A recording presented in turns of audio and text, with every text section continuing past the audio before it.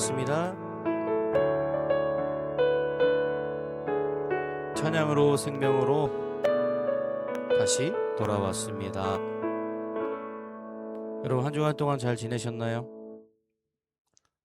날이 굉장히 많이 좀 따뜻해졌습니다. 그래서 오늘 한낮에는 굉장한 갈등을 하고 있어요. 에어컨 버튼에 손이 갔다가 다시 돌아왔다. 에어컨을 킬까 말까 킬까 말까 굉장히 고민에 빠집니다. 근데 아직은 제 의지가 더위를 이기고 있습니다. 그래, 지금 틀면 안 돼. 지금 틀면 한여름에 힘들다. 조금 더 버티자 하는 마음으로 버티고 있습니다.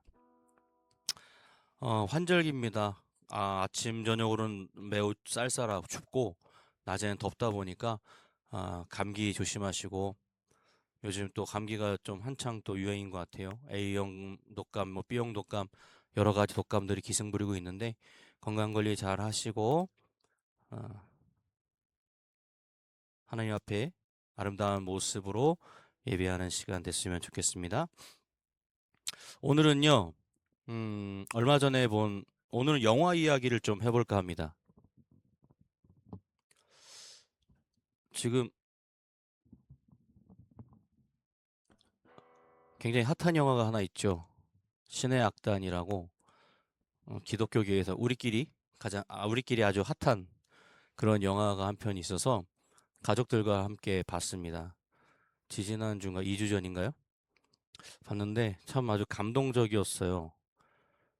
그래서 오늘은 그 신의 악단의 이야기를, 그 영화 이야기를 함께 나누면서 그 안에서 성경 말씀을 또 함께 찾아서 함께 나누고자 합니다.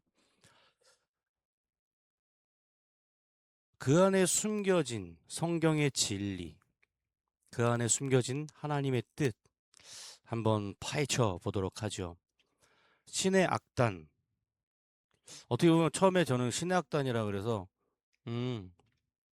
그래? 신의 악단. 그냥 아무 생각 없이 신의 악단. 그러면서 또 이런 생각이 들더라고. 그들도 하나님을 신이라고 생각을 하는구나. 그래서 그렇게 그들이 두려워하고 막아서려고 하는구나 라는 생각을 해보게 됩니다. 과연 이것은 신의 악단일까요? 아니면 악의 신단일까요? 악을 숭배하기 위한 단일까요? 아니면 정말 신을 찬양하는 악단이었을까? 이 영화는요, 아주 실화를 바탕으로 만들어진 영화죠. 북한이라는 가장 폐쇄적인 곳에서 가장 순수해야 할 말씀과 찬양이 정치적 도구로 이용되는 상황을 그리고 있습니다. 실화를 바탕으로 한 이야기는요, 단순한 북한의 이야기가 아닙니다. 이것은 현재를 살아가고 있는, 또 살아가야 하는 우리 모두의 이야기일 것입니다. 우리가 얼마나 자주 진짜와 가짜 사이에서 혼란스러워하는지, 그리고 진정한 믿음이란 무엇인지 우리에게 질문을 던지는 그런 영화인 것 같습니다. 찬양 한 곡 드리고 가겠습니다. 나의 영원하신 기억.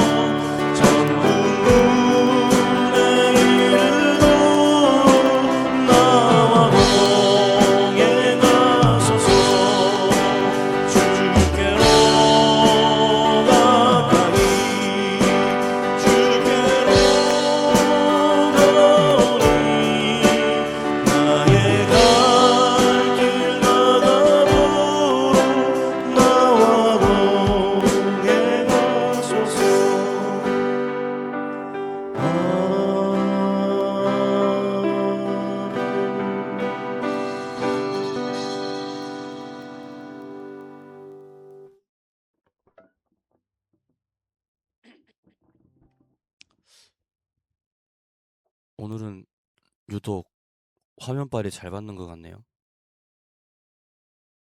오늘은 화면에 제가 이렇게 보이는데 좀 잘생겨 보이는 것 같아요. 영화의 시작은 이렇습니다. 대북 제재로 경제가 곤란해진 이 북한이요. 어, 국제사회로부터 지원을 받기 위해서, 돈을 받아내기 위해서 이제 그 신의 악단이라는 것을 만들죠. 2억 달러의 지원을 받기 위한 방법을 모색합니다. 그런데 그들이 조건이 있었어요. 그래, 우리가 너희들에게, 북한 너희들에게 지원을 해줄게. 근데 단 조건이 하나 있어. 너희에게도 종교의 자유가 있다는 것을 우리에게 증명해라. 교회를 세우고 그 교회에서 하나님을 찬양해라. 종교의 자유가 증명되면 우리가 너희에게 2억 달러를 원조하겠다. 지원하겠다라고 조건을 내걸죠.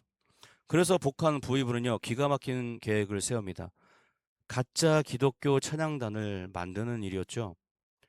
그 임무를 맡은 사람이 보이부 소자 박교순이라는 주인공입니다. 그런데요, 이 박교순이라는 이 주인공이 뭐하는 사람인 줄 아시죠? 영화 보신 분들은? 예수쟁이들 잡아다가 고문하고 교도소에 가두는, 교화시키는, 못 믿게 하는, 아니면 심하면 목숨까지 빼앗는 그런 박해하던 보이부 요원이었습니다. 성경의 인물이 하나 생각나죠? 누구요? 사도 바울. 바울이 다메섹 도상에서 예수를 만나고, 그죠?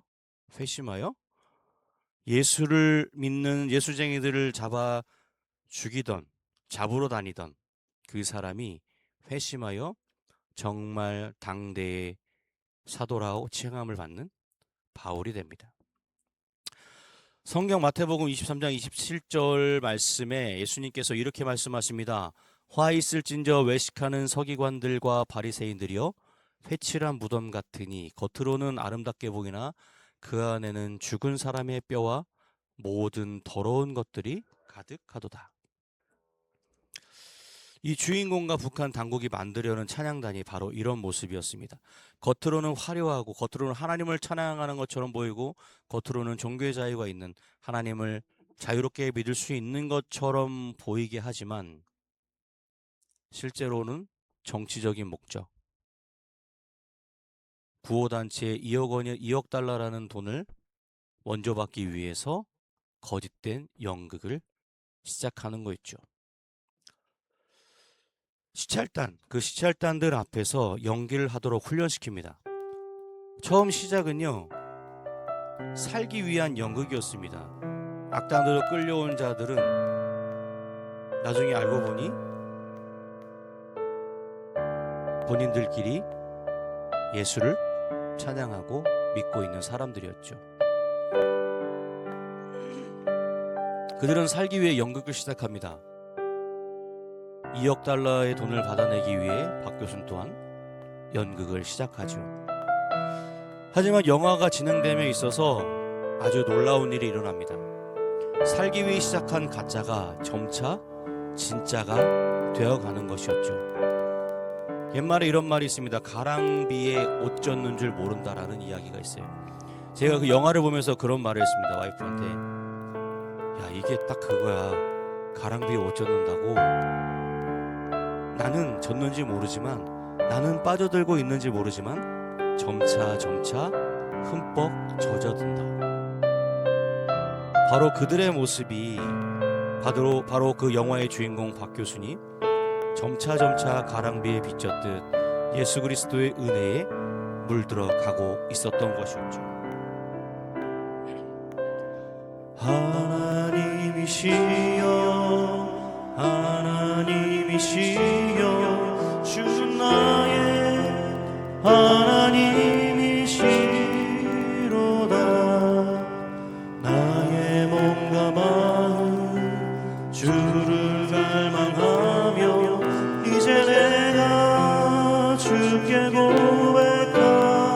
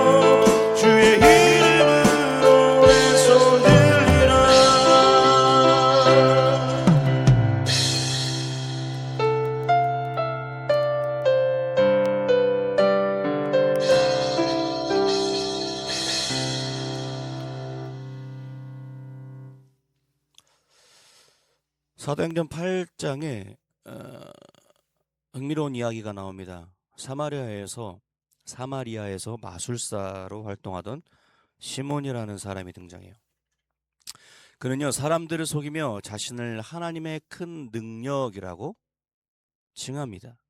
그런데 빌립이 예수 그리스도를 전합니다. 그랬더니 시몬도 예수를 믿고 세례를 받았다고 기록되어 있습니다. 처음에는요, 능력을 탐했던 시몬이었습니다. 진짜 복음 앞에서는 무릎을 꿇을 수밖에 없었던 것이죠.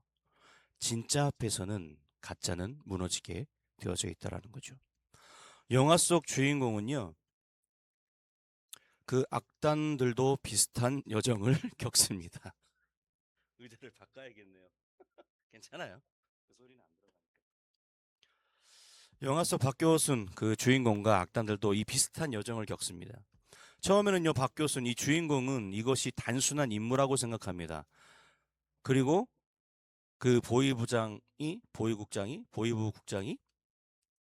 박교순에게 이야기하죠. 야, 니 이거만 잘하면 이 자리 니께 될 수 있어. 그러니 열심히 해보라. 부장동지, 진짜입니까? 물어보죠. 그래, 잘만 하면 이 자리가 문제 갔어. 하면서 박 교수는 단순한 임무라고 생각, 그 임무를 잘 수행하면 앞으로의 출세는 보장된다라고 생각을 하죠. 그러면서 연기를 시작합니다. 하나님을 찬양할 악단으로 쓸 악단원들을 모집하죠. 그런데 여러 군데 정치보험 수용소에서 있던 사람들, 여러 군데를 떠돌아다니며 찬양, 그 지금 갑자기 생각이 안 나는데 그 사람들을 선전대라 그러나요? 이렇게 돌아다니면서 일하는 그 지역에 가서 뭐 이렇게 우리나라처럼 위문공용하는 그런 사람들인데, 그런 그쪽으로 다 이제 그 사람들이 몰려 있었어요. 그 팀들이. 그래서 박 교수니 그 팀을 데리고 옵니다. 그러면서 데리고 와서 매일 찬양을 부르게 하고 연습을 시킵니다. 똑같이 하라. 그러면서 화면을 보여주면서 저거보다 더 잘해야 된다. 저거보다 더 잘해라. 하면서 화면을 보여주죠. 그 화면에는 흔히 남조선의 큰 교회에서 열정적으로 찬양하는 찬양단의 모습과 찬양하는 성도들의 모습이 비춰지는 화면을 보여줍니다. 이 악단원들은 어리둥절하죠. 서로 눈치를 보며 이거 진짜 해도 되는 거이가? 하면서 서로 눈치를 봅니다. 그들은 매일 찬양을 합니다. 매일 성경을 읽습니다. 기도하는 모습을 연습시킵니다. 그런데요, 아무것도 모르는 사람한 데려다 놓고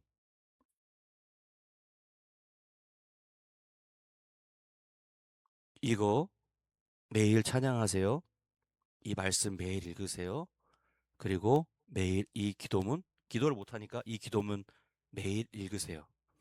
라고 하고 그 사람을 한 방에다 두고서 한 달 동안 그걸 시켜보세요. 그 안에 믿음이 생기지 않을까요?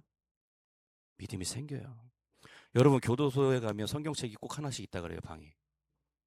그런데 보면 교도소에서는 할 일이 없대요. TV도 맨날 똑같은 것만 틀어주고. 그러다 보니까 읽을 거리가 없으니까 성경을 읽는다고 합니다.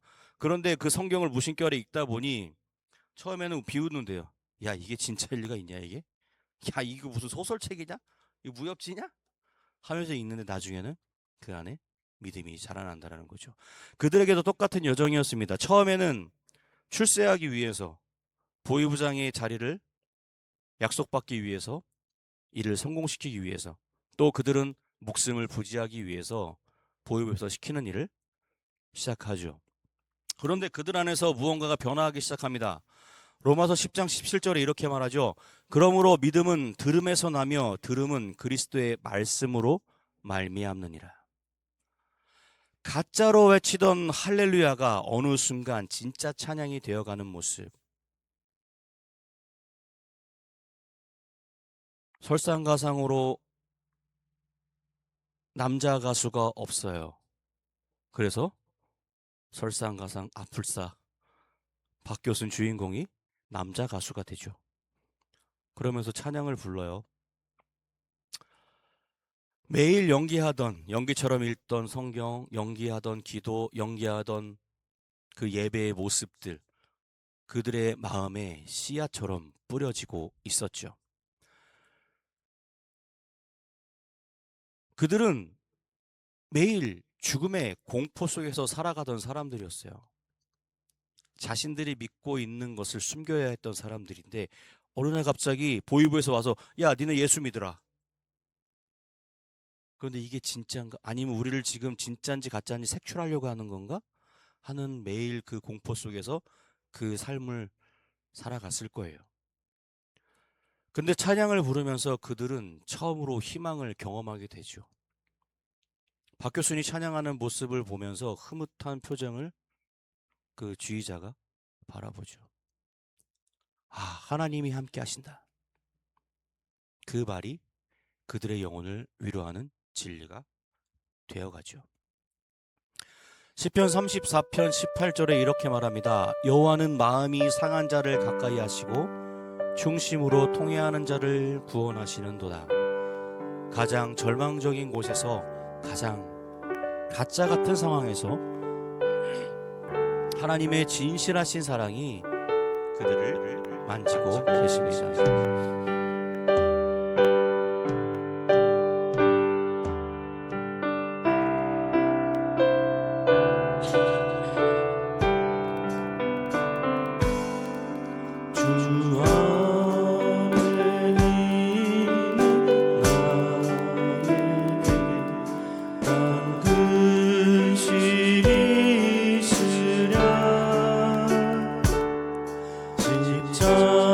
직장함이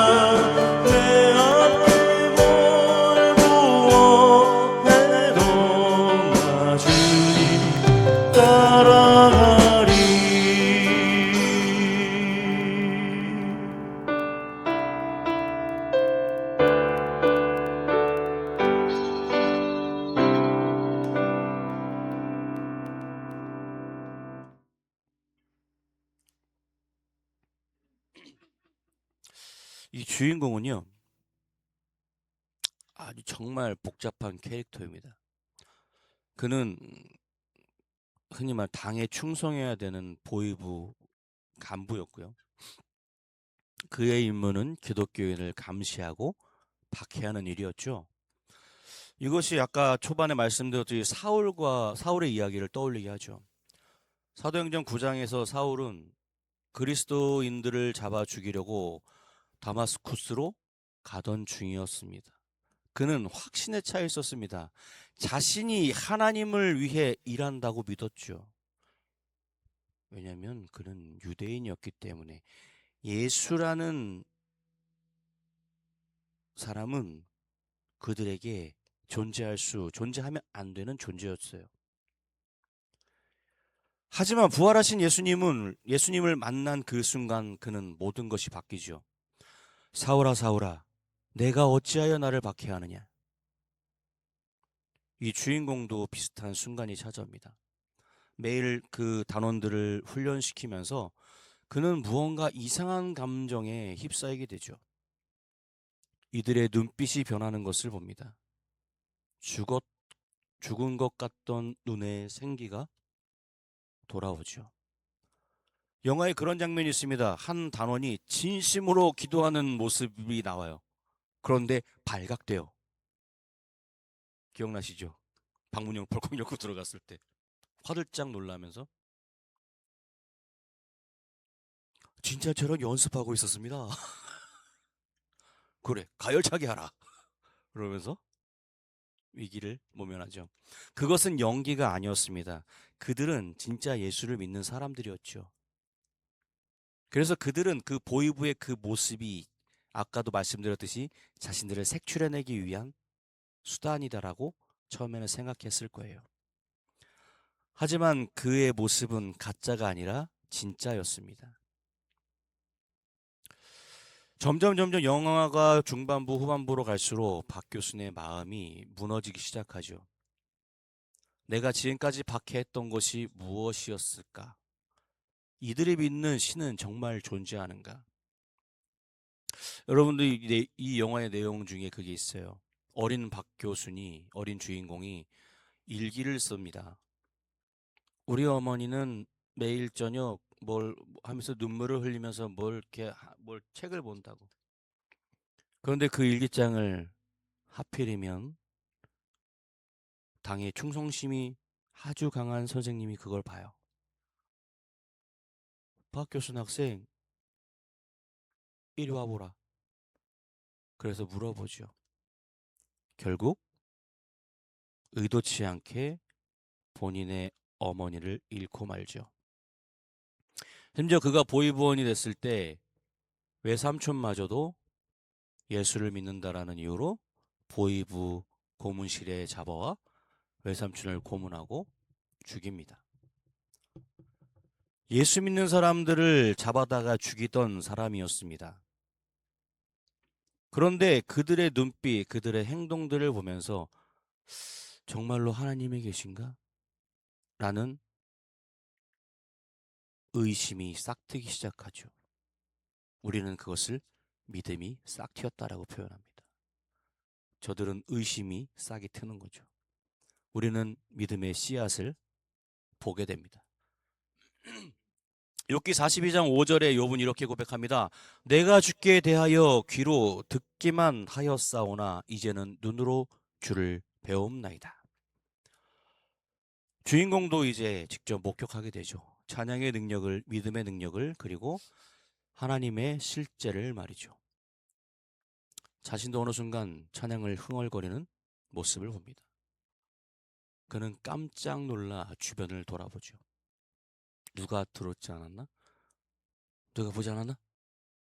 깜짝 놀란 거죠. 하지만 더 무서운 사실이 하나 남아 있었습니다. 그것은 바로 자기 자신이었죠. 내가 지금 뭘 하고 있는 건가?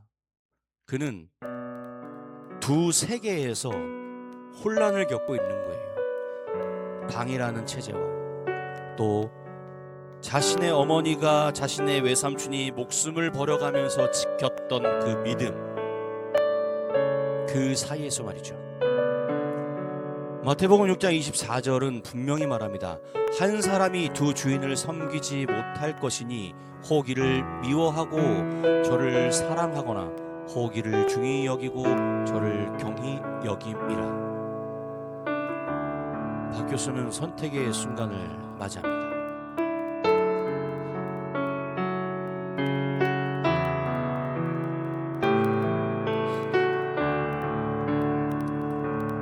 나 어느 날 괴로워서 눈물로써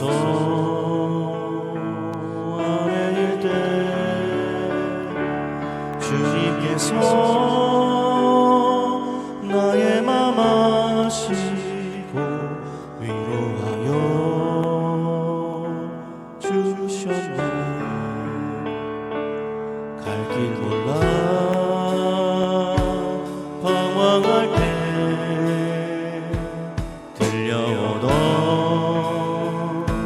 그의 음성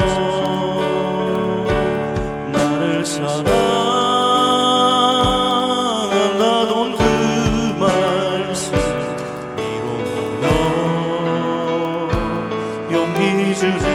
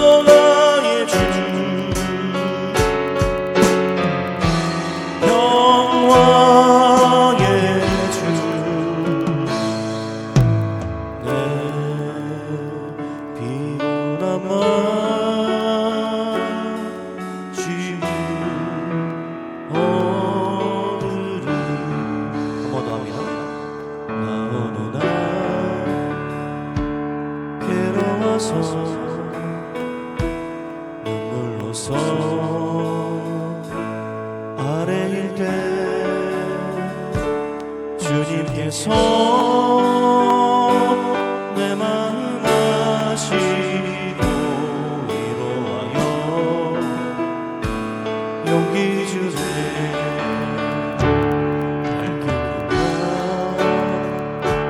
방황할 때 들려오던 그의 음성 나를 사랑한다던 그 말씀 위로하여 용기 주네. 너 슬퍼 마라 언제나 함께하고 무거운 짐 대신 주리. 너 괴로워 마라 어느 뱀에서 두려워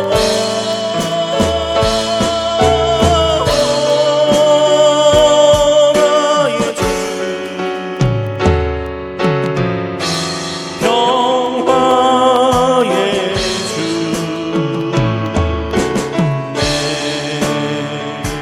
피곤한 맘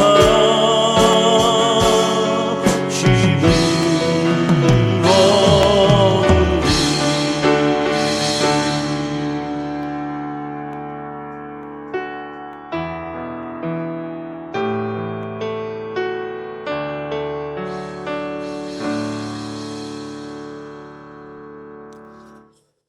여러분, 이 복음의 능력이라는 것은 정말로 놀랍습니다. 고린도전서 1장 18절에 이렇게 쓰여 있습니다. 십자가의 도가 멸망하는 자들에게는 미련한 것이요 구원을 받은 우리에게는 하나님의 능력이라. 북한 당국은요, 찬양을 정치적 도구로 사용하려 했습니다. 2억 달러면 어마어마한 돈이죠. 그것을 그냥 준대요. 뭐 하면요? 찬양단 만들면. 그게 진짜처럼 보이면 준다고 해요. 그들은 아무렇지도 않게 생각했겠죠. 그거 가지고 가열차게 진행하라. 아무것도 아니라고 생각했을 겁니다. 그런데요, 그들은 몰랐습니다. 찬양은 그 자체로 능력이 있었다라는 것을. 그냥 아무렇지도 않게 읽어 내려가는 그 성경이 그들의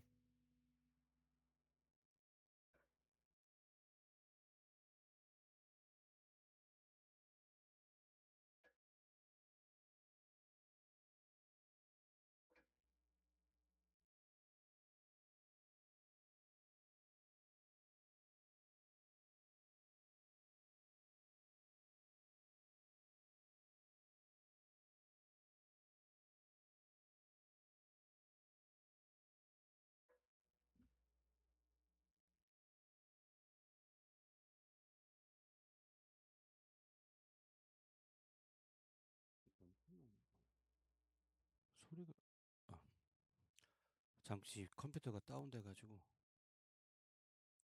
아이고 이게 컴퓨터에 문제가 있어서 잠깐 멈칫했습니다. 그들은 몰랐죠.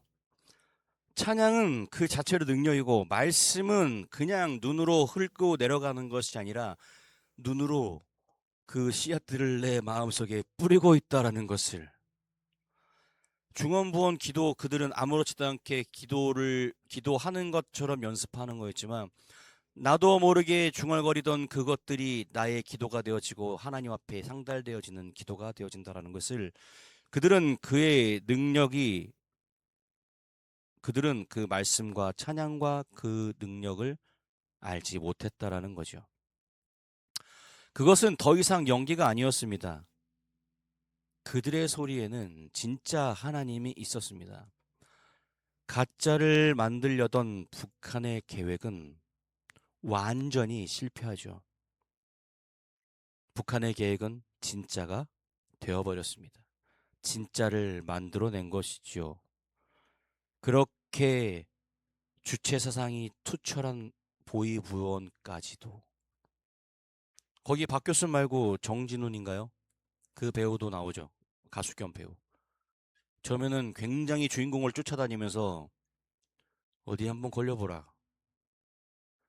내가 눈에 불을 켜고 지켜보가서 하면서 눈에 쌍심지를 켜고 주인공과 그 단원들을 노려봅니다. 그런데 결국 그도 하나님을 만나죠. 이처럼 복음에는 능력이 있습니다. 찬양에는 하나님의 능력이 살아 있습니다. 창세기 50장 20절에 요셉은 형제들에게 이렇게 말합니다. 당신들은 나를 해하려 하였으나 하나님은 그것을 선으로 바꾸사 오늘과 같이 많은 백성의 생명을 구원하게 하시려 하셨나니. 악이 의도했던 것을 하나님은 선으로 바꾸셨습니다. 그저 돈을 얻어내기 위한 정치적 목적의 도구로 사용하려 했던 그들은 그 악한 마음을 하나님께서는 선으로 바꿔주셨다는 것이죠. 가짜를 진짜로 바꾸는 능력을 하나님께서 보여주셨던 것이죠. 이것이 바로 복음의 능력입니다. 처마 밑에 낙숫물이 떨어지면서 단단한 돌에 구멍을 냅니다. 세월이 지나면 당장 그것이 아무것도 아닌 것처럼 보여도 단단한 돌 그 위에 구멍을 만들어내죠. 이것이 바로 복음의 능력입니다. 하나님의 말씀은 한 번에 우리에게 확 와닿을 수도 있지만 점차 우리를 스며들게 합니다. 하지만 이것은 위험한 일이었습니다. 그들에게. 북한에서 진짜 기독교인이 되는 것은 바로 죽음을 의미하는 것이었으니까요.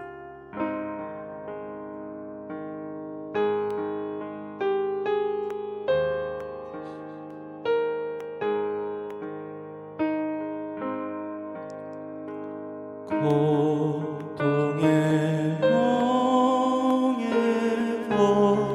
벗으려고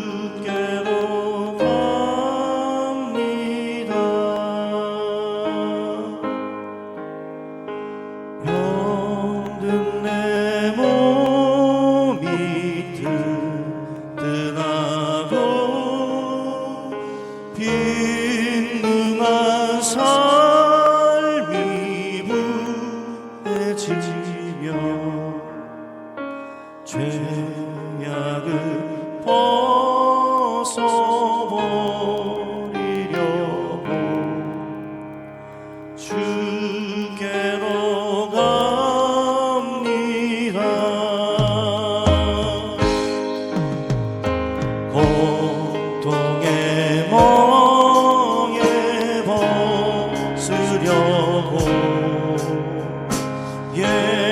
예수께로 나갑니다. 자유와 기쁨 베푸시는 주께로 갑니다. 병든 내 몸이 든든하고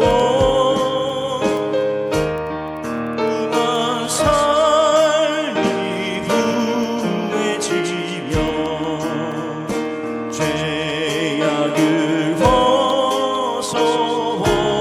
벗어버리려고 주께로 갑니다. 낭패와 실망 당한 후에 예수께로 나갑니다. 십자가 은혜 받으려고 주께로 갑니다. 슬프던 마음이 위로받고 이 생의 풍파 잔잔하며 영광의 찬송 부르려고 주께로 갑니다. 교만한 마음 내버리고 예수께로 나갑니다. 대신 말씀 따르려고 주께로 갑니다. 실망한 몸이 힘없고 예수의 크신 사랑마다 하늘의 기쁨 맛보려고 주께로 갑니다. 죽음의 길을 벗어나서 예수께로 나갑니다. 영원한 집을 바라보고 주께로 갑니다. 멸망의 폭우에 연하와 평화의 나라 바라서 영광의 주를 배우려고 주께로 갑니다.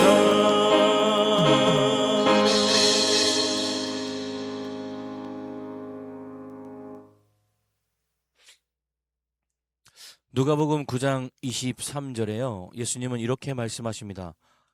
아무든지 누구든지 나를 따라오려거든 자기를 부인하고 날마다 제 십자가를 지고 나를 따를 것이니라. 당은 악단의 임무가 끝나면 악단원 전부를 사살하라고 지시를 내립니다. 당일이죠.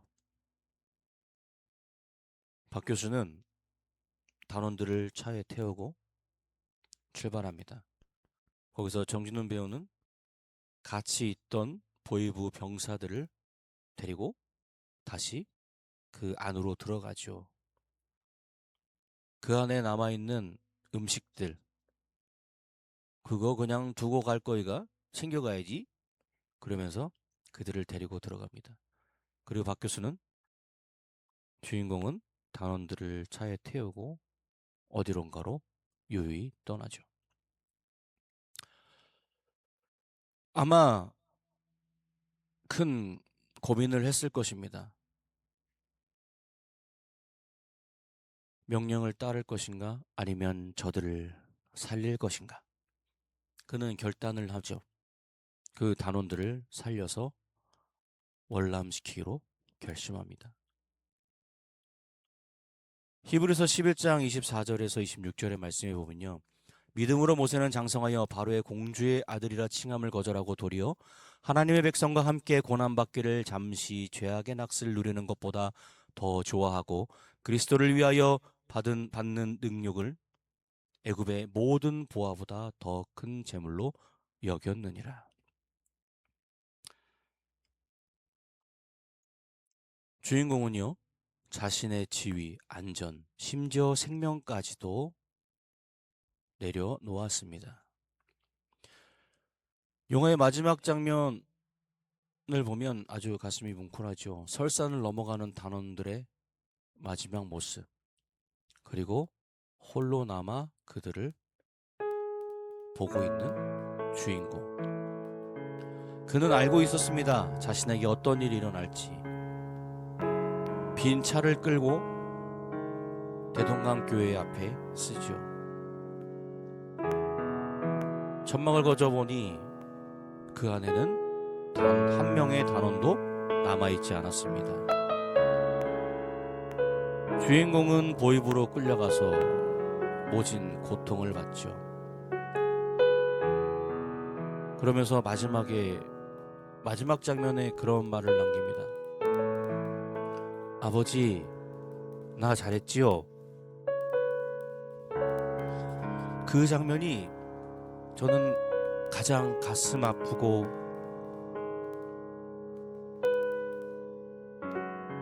가장 멋진 말이었던 것 같아요. 아버지, 그 북한말로 저 잘했디요 하면서 그 장면이 엔딩이 나옵니다. 그러면서 저희 딸이 그 얘기를 하더라고요. 그 마지막 장면에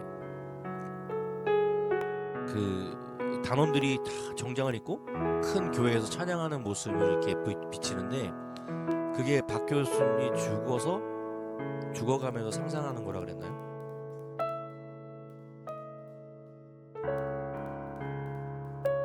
뭐 그런 장면으로 이렇게 해석이 된다고 하더라고요. 죽어서 그러니까 뭐 천국에서든지 어디서든지 자기가 그렸던 그 모습, 그 장면을 끝으로 영화는 막을 내리죠. 많이 슬펐습니다. 그들을 살리고 아마 그런 생각도 많이 들었을 것 같아요. 자신의 그 일기장을 통해서 엄마가 죽었고 자신이 예수 믿는다는 이유로 자기 외삼촌을 잡아 죽였고 그러면서 마음속에 하나님께서 그 마음에 많은 생각을 주셨으리라 생각이 됩니다. 그 말 한마디가 얼마나 모든 것들을 그동안의 그 고통과 그동안의 그 아픔과 그것들을 한 번에 응축해서 내뱉은 말, 아버지 나 잘했지요. 요한복음 15장 13절 말씀에 이렇게 말합니다. 사람이 친구를 위하여 자기 목숨을 버리면 이보다 더 큰 사랑이 없나니.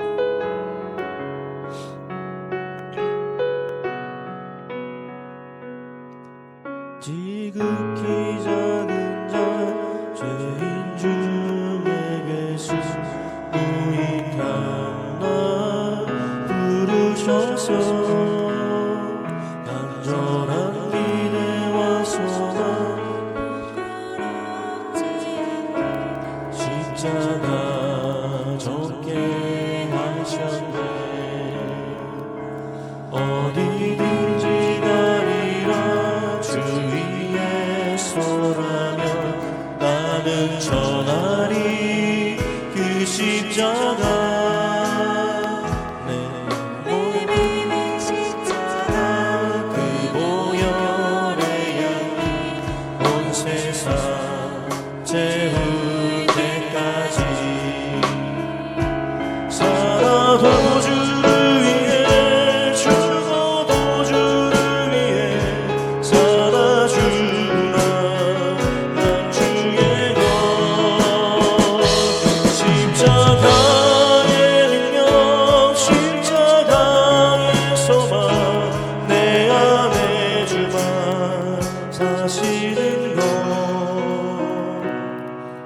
지극히 작은 자 죄인 중에 예수 무익한 나 부르셔서 간절한 기대와 소망 부끄럽지 않게 십자가 전케 하셨네.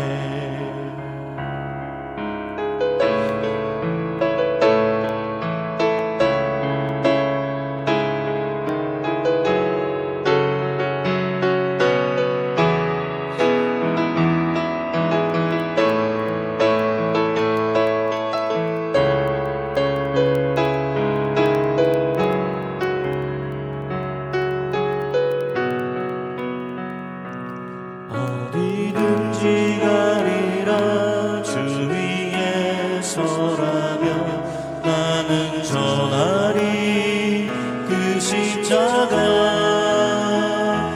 내 몸에 배 십자가 그 보혈의 향이 온 세상 채울 때까지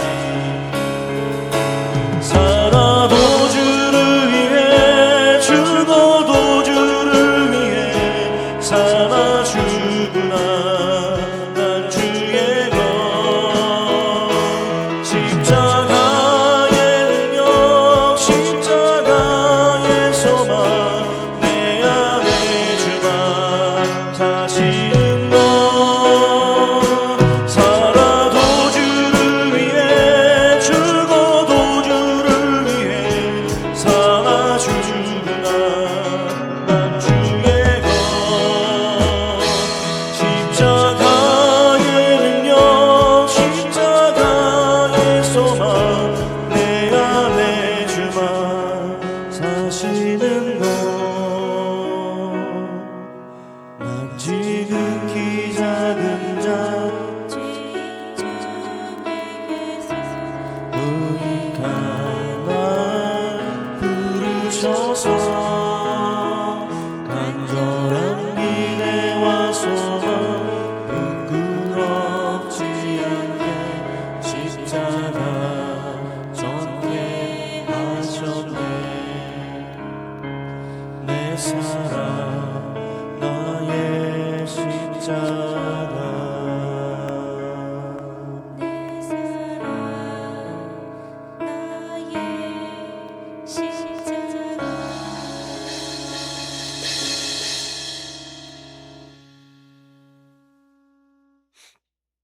아멘.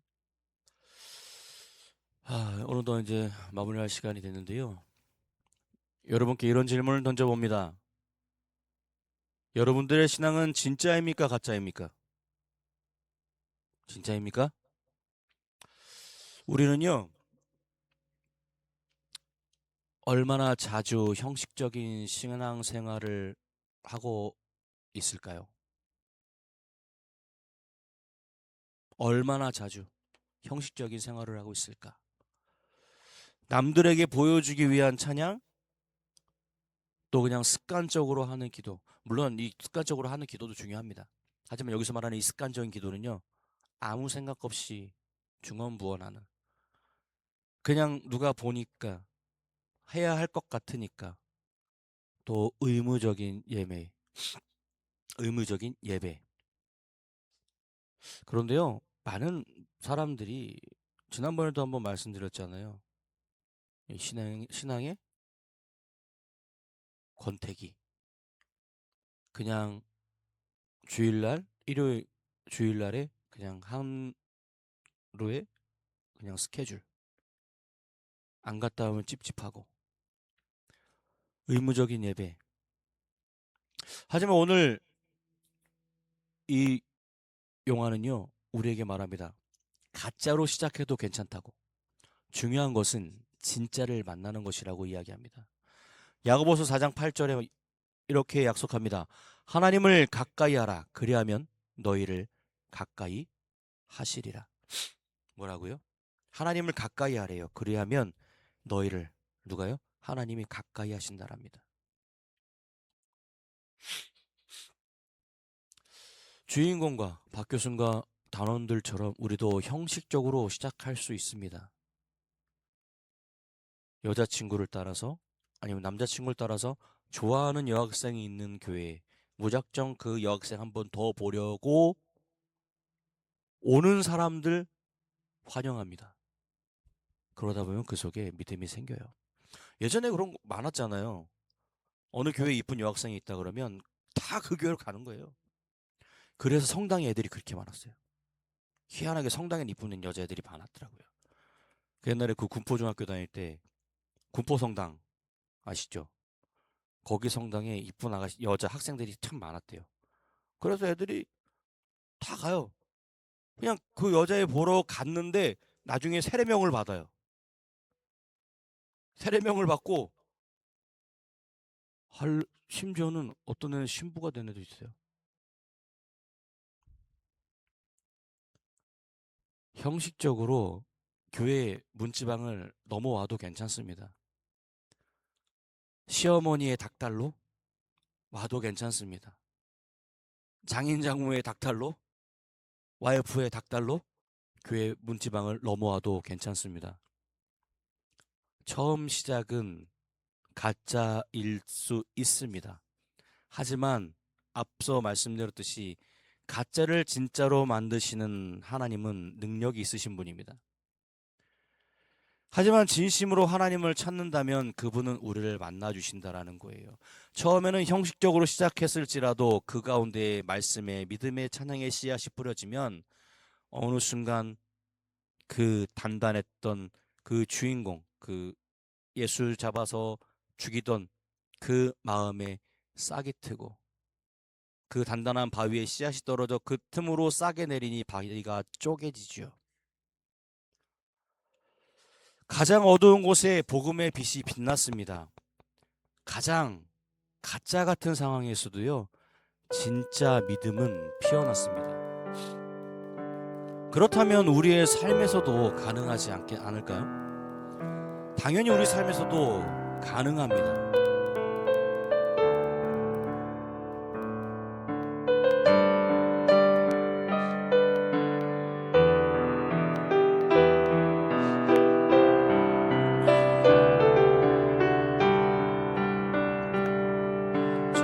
죽어가는 내 형제에게 생명을 주소서. 흑암의 권세에 매여 내일을 빼앗긴 저들에게 저 소망 없는 텅 빈 가슴에 새 날을 주소서. 고통의 멍에에 매여 신음하고 있는 저들에게 아버지여 이 백성 다시 살게 하소서. 묶였던 자 자유케 되는 영광의 날 주소서. 아버지여 이 나라 주의 겉에 하소서. 영원하신 하늘 아버지 다시 섬기게 하소서. 내 마른 뼈들의 생기를 부어주소서. 아버지의 긍휼 주의 군대로 서게 하소서.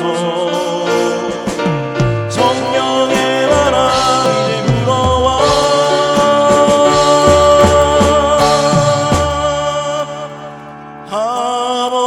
아버지여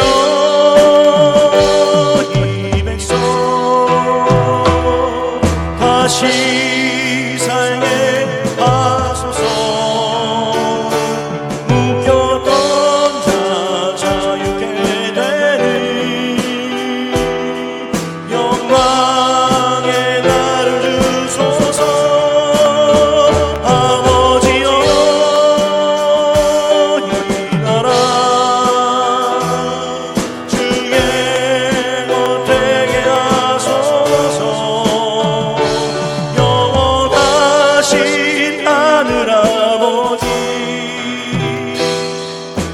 다시 섬기게 하소서. 영원하신 하늘 아버지, 다시 섬기게 하소서.